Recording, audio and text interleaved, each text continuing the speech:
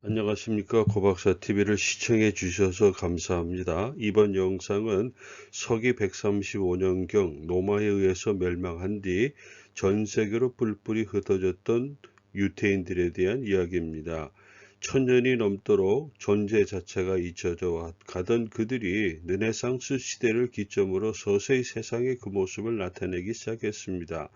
그동안 주위 사람들에게 어떤 모습으로 보여줬고, 그리고 사람들은 그들을 어떻게 인식하고 있었는지 르네상스 시대의 문학 작품 속에 그들이 나타나 있습니다. 특별히 유태인들에 대한 평판이 호불호가 갈립니다. 어려운 형편에서 살아야 하다 보니 주위를 살펴보지 못한 결과가 아닌가 합니다.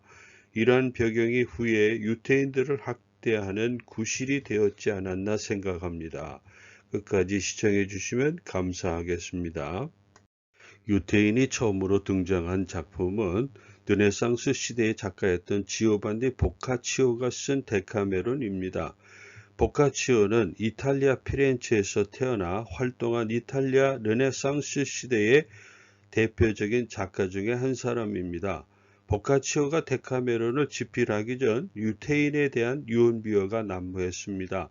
흑사병을 번지게 하고 마을 우물의 독약을 풀었다는 등의 이야기들이 나돌았습니다. 곳곳에서 유태인 학살이 자행되었고, 이로 인해서 동유럽 지역으로 유태인들이 이주하는 상황이 발생했습니다. 이런 배경을 가지고 있는 것이 데카메론입니다. 데카메론은 1346년 흑사병이 시작된 지 4년째 되는 해부터 저술한 것으로서 현실 세계에서 일어나는 에로틱한 사랑의 이야기, 우화적이고 비극적인 소재들을 그린 일상적인 소설로 후에 영국의 제프리 초소와 윌리엄 셰익스피어에게 영향을 미친 작품입니다. 데카메론은 그리스어로 10이라는 말인데, 바로 데카메론은 흑사병의 전염을 피해서 시골 동네로 피신해서 2주간 10일 동안에 10명의 청춘 남녀들이 돌아가면서 하루에 10가지씩 모두 100가지 이야기를 담은 소설입니다. 데카메론에는 두 번째와 세 번째 이야기에서 유태인이 등장합니다. 야박한 유태인이 로마 교황청을 방문한 뒤에 가톨릭 교도로 개종하는 이야기와 부유한 유태인의 돈을 빼앗으려는 이슬람 교도 왕의 질문에 현명하고 지혜롭게 답하는 유태인 간의 우정을 나눈다는 이야기입니다. 데카메론에 등장하는 유태인은 바로 지혜롭고 현명하고 돈은 많지만 야박한 사람들로 그려지고 있습니다. 유태인을 다룬 또 다른 작품은 영국 문학의 아버지라 불리고 셰익스피어 이전의 최고의 작가로 알려진 제프리 초소의 캔터베리 이야기입니다. 캔터베리 이야기는 1387년부터 작가가 사망하던 해인 1400년까지 저술한 미완성 작품으로 데카메론이 나온 지 34년 후였습니다.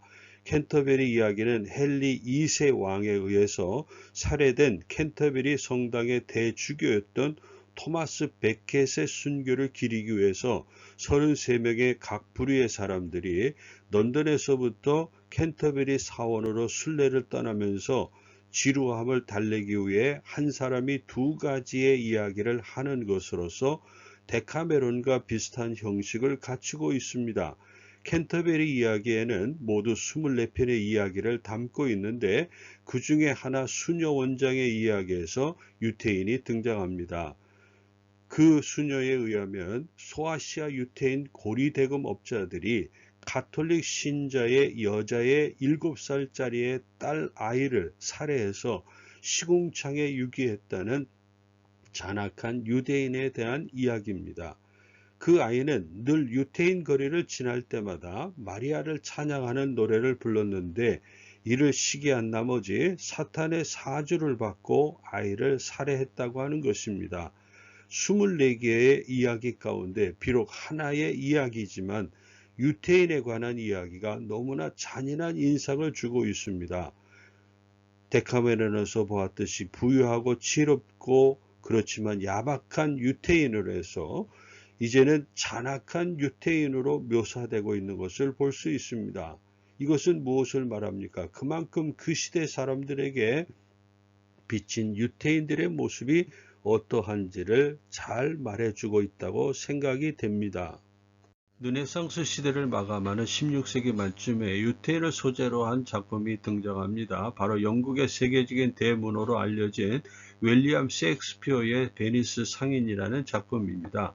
베니스 상인은 1596년에서 1598년에 만들어진 것으로 고리 대금업자인 베니스의 악덕한 유태인으로부터 목숨을 구하게 되는 베네치아 상인에 관한 희극입니다.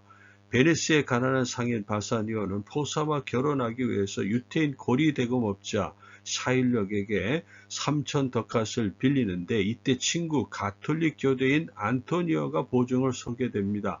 샤일록은 같은 경쟁업자인 가톨릭 교도인 안토니오를 미워해서 그를 어떻게든지 파산하게 만들고자 했습니다.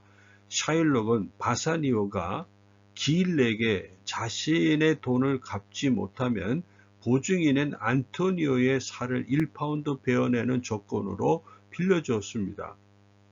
바사니오는 안토니오의 화물선이 침몰했다는 소문으로 파산 지경에 이르면서 샤일록의 돈을 갚을 수 없게 되었습니다. 결국 안토니오는 재판에 회부되어서 살 1파운드를 베게 되었습니다. 이러한 사실을 알게 된 바사니오의 연인 포샤가 재판장으로 변장해서 계약서대로 한 방울의 피를 흘리지 말고 살만 1파운드를 베도록 하면서 만일 한 방울이라도 피를 흘리게 만들 경우에는 샤일록의 제사를 몰수하겠다는 판결을 했습니다.